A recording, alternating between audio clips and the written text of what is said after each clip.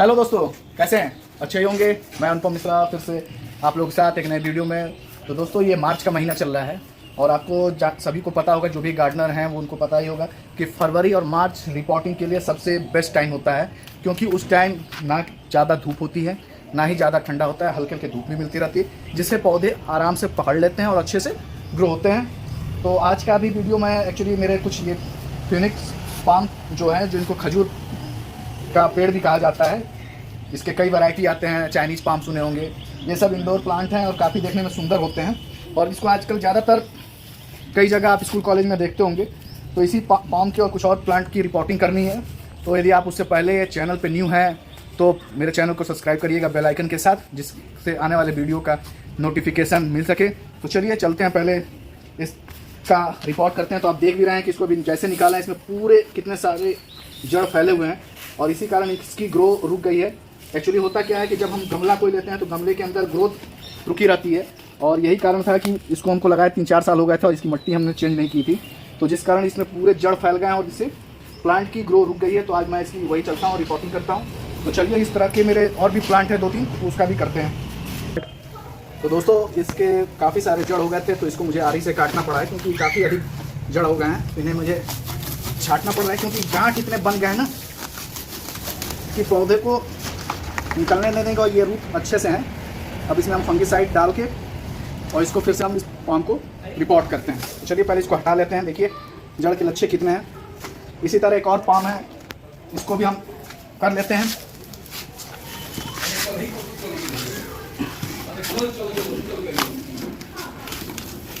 देखिए ये भी एक है, करते हैं। तो देखिए इसके भी रूट निकल चुके हैं। हल्के से इन रूटों को भी कट कर देंगे, क्योंकि बहुत ज़्यादा रूट दिक्कत करते हैं।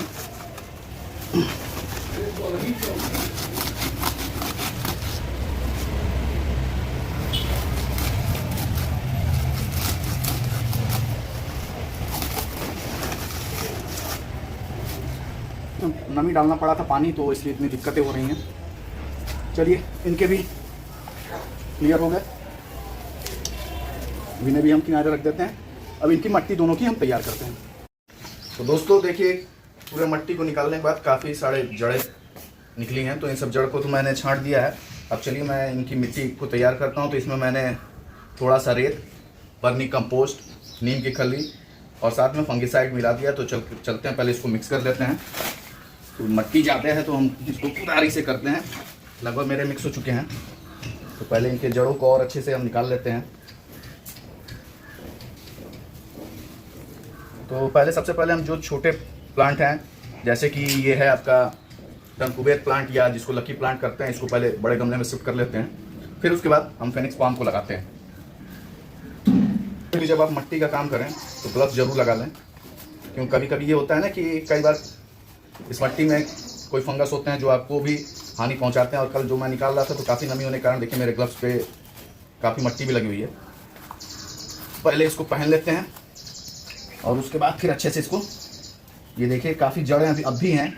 मैंने काफ़ी हद तक निकाल दिया था लेकिन उसके बावजूद भी जड़ हैं। तो इसको पहले अच्छे से मिक्स कर लेते हैं।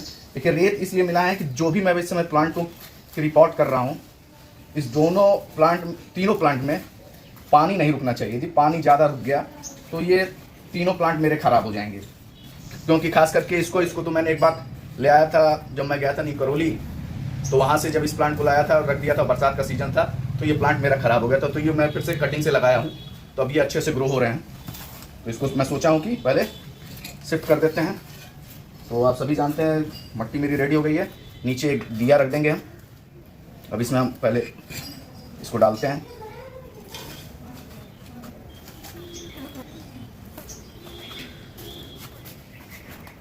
अब यहाँ मुझे निकालना ही पड़ेगा एक ग्लव्स, पतले वाले से हम इसको धीरे से निकालते हैं, क्योंकि दोस्तों इसको भी मैंने बालू में ही लगाया था, रेत में ही लगाया था। अभी आपको मैं दिखाता भी हूँ।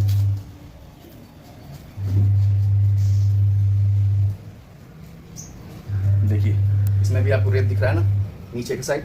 तो मैं इसीलिए कहता हूँ कोई भी प्लांट को यदि अच्छे से ग्रो करना है तो रेत में लगाइए, मट्टी कम, तो वो तेजी से ग्रो करेंगे।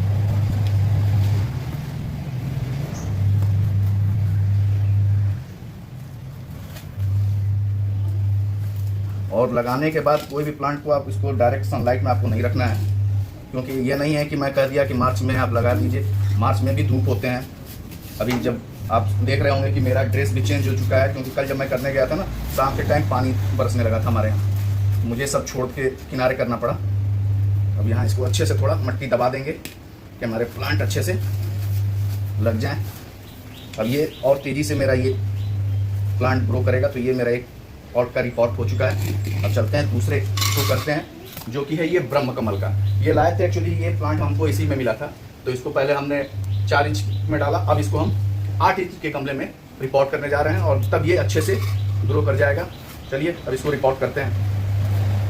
तो इसको भी हमने इस गमले में भी एक दिया रख दिया है। अब इसमें भी हम पहले मट्टी थोड़ा फिल कर लेते हैं। एक चीज़ मैं बताना भूल गया, ये जो मेरा ये कचड़ा है ना दोस्तों, ये मेरा कंपोस्ट बीन का कचड़ा है, तो इसको भी मैं थोड़ा इसके ऊपर डाल दूंगा, क्योंकि ये खाद का काम करेगा। और लास्ट वाले में मैंने नहीं डाला था, उसके बाद इसके ऊपर हम मट्टी डाल देंगे। ये भी अच्छा जैविक खाद है, जो कि हमने उस समय तैयार किया था कंपोस्ट बीन से, जिसका लिक्विड फर्टिलाइजर वाला आपको वीडियो दिखाया, बाद में वो सूख गया तो उसको मैंने निकाल के इसका भी उपयोग कर रहा हूँ। चलिए अब इसको निकालते हैं। देखिए दोस्तों, इसमें को भी मैंने रेत में ही लगाया था और देखिए इसके भी जड़ आ चुके हैं, देख रहे हैं, और ये भी जड़ है। पहले इसको हम मट्टी और डाल देते हैं, आराम से इसको लगाना रहता है। कोई भी प्लांट आप प्रेम से लगाएंगे तो बहुत ही अच्छा लगता है।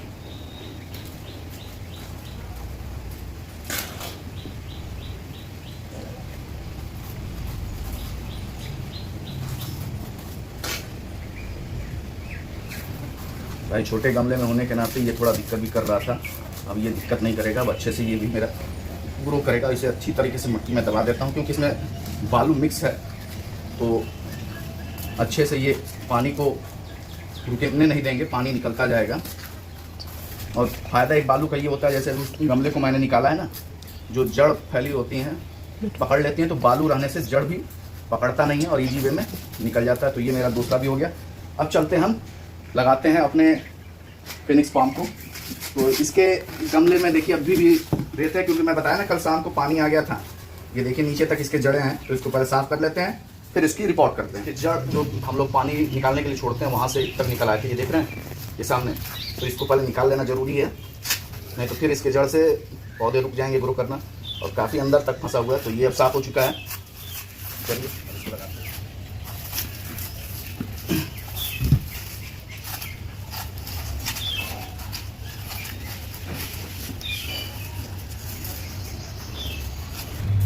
दोस्तों इसमें भी मैंने थोड़ा सा रेत डाल दिया है। अब ये जो कंपोस्ट वाला ये है, इसको भी मैं इसमें थोड़ा मिक्स कर दूंगा, ये साथ में सड़ते रहेंगे और खाद का भी मेरा ये काम कर जाएगा।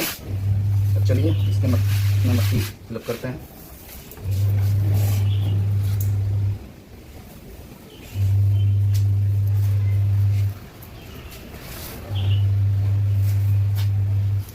तो दोस्तों सबसे पहले मैं ये छोटे वाले को निकालता हूँ, क्योंकि 2 है। और देखिए काफ़ी अच्छा हो चुका है। एक खासियत ये होती है, देखिए ये प्लांट जो होता है फिनिक्स पाम, काफ़ी सुंदर प्लांट है दोस्तों। ये नहीं है कि इसको आप कहीं भी घर के इंडोर आउटडोर कहीं भी आप इसको लगा सकते हैं। बस इस पर ध्यान ये देना है कि बहुत ज़्यादा इसको धूप नहीं चाहिए। कुछ ज़्यादा धूप मिलेगा तो इसकी पत्तियाँ पीली पड़ जाती हैं। तो ये जो सूखे वाले हिस्से हैं इसको कट कर देते हैं। साथ में इस प्लांट की खासियत एक चीज़ और बता दें, कमी, कि इसमें कांटे होते हैं। तो यदि हम इसको इस तरह पंच करके लगाते हैं तो आसानी से लग जाते हैं। और इनके जड़ को जो एक्स्ट्रा जड़ थी उसको मैंने काट के हटा दिया है। अब मैं इसको बांध भी दूंगा। अब चलिए पहले इसमें मट्टी फिलअप कर लेते हैं।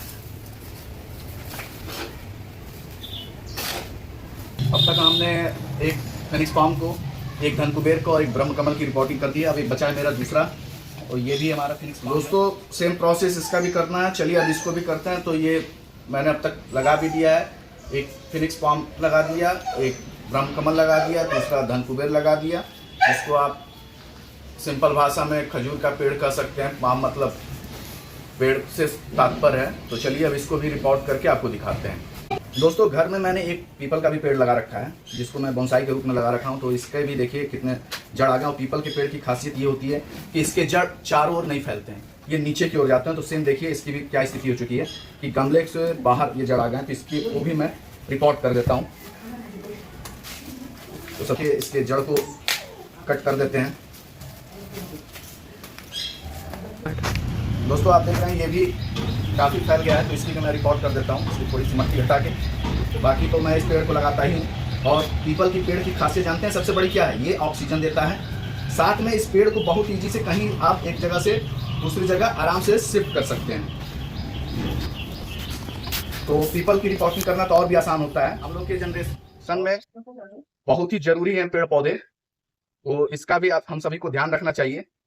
कई जगह लोग आप देखते होंगे, बहुत से लोग पेड़ को शिफ्टिंग के लिए भी करते हैं। मैंने एक वीडियो देखा था, उस पे एक सर थे, वो पीपल के पेड़ की अलग जगह ले जाके लगाते थे। तो मैंने उन्हीं का देख के मैंने भी घर में एक पीपल लगा लिया था। और पूजा पाठ में भी ठीक रहता है। शनि की शांति के लिए भी आप पीपल के पेड़ में दिया जलाते हैं तो अच्छा रहता है।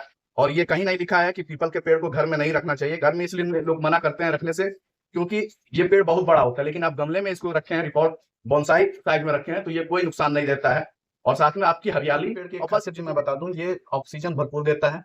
दूसरा, आपको घर में यदि ज्योतिष शास्त्र के अनुसार चलिए तो शनि की शांति के लिए भी पीपल के पेड़ में दिया जलाने से फायदा मिलता है। और काफी सारे चीजों में ध्यान दिया जाता है। तो आप चाहें तो इसको भी लगा सकते हैं। और इसकी जड़ को तो दिखाई थे, ये मैं स्पेशली रखा हूँ घर में अपने, और इसकी मैं पूजा भी करता हूँ। साथ में मुझे हरियाली भी मिलती है। तो चलिए इसकी भी रिपोर्ट कर देते हैं। आज मैंने 4 प्लांटों का रिपोर्ट किया, 2 फिनिक्स पाम का, एक ब्रह्म कमल का, एक लकी प्लांट या धनकुबेर प्लांट, और साथ में पीपल का। तो फिनिक्स पाम के बारे में तो मैंने आपको बता ही दिया है कि ये आजकल जो हमारे रोड बन रहे हैं उसके डिवाइडरों पे भी लगाया जा रहा है। काफी अच्छा पेड़ होता है। और ये हमारे इंडिया में भी पाया जाता है, दक्षिण पूर्व एशिया, खासकर ये यूरोपीय प्लांट है। यूरोप के साइड में ज्यादा ये प्लांट पाया जाता है। इसकी कई वैरायटी होती है। तो ये सब तो था आज का रिपोर्ट का। अब इसमें हम लगभग हो चुका है। तो लास्ट में हम लोग करना क्या होता है कि पानी डालना होता है। तो मैंने फंगीसाइड ले रखा है, साथ में इसमें हल्दी डाल दिया है, क्योंकि जब हम किसी चीज को लगाते हैं तो पानी भी जरूरी है। एक चीज आप हमेशा ध्यान रखिएगा दोस्तों, जब भी किसी भी प्लांट का रिपोर्ट करिएगा उसको छाया में जरूर रखिएगा। और जो पानी है, यदि फंगीसाइड आप डाल देते हैं तो कोई भी किसी भी टाइप का यदि फंगस इसमें लगने की चांस होगी, तो इसको डालने से ये फंगस नहीं लगेगा। मैंने मिट्टी में ऑलरेडी मिला रखा था, तो इसमें भी मैंने डाल दिया है।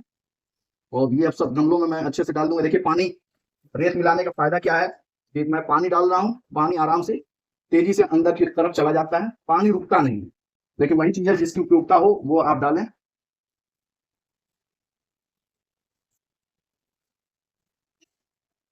जो मिट्टी बची हुई है, यदि मिट्टी दबती है तो फिर इसमें थोड़ा सा मैं मिट्टी मिला दूंगा। तो दोस्तों ये था आज का वीडियो। कैसा लगा कमेंट करके बताइएगा। यदि कुछ रिपोर्टिंग में मैं गलती किया हूं या कुछ बताने में कंफ्यूजन हो तो प्लीज कमेंट करके जरूर बताइएगा। मिलते हैं फिर नेक्स्ट वीडियो पे। तब तक के लिए bye bye. Thank you for watching friend.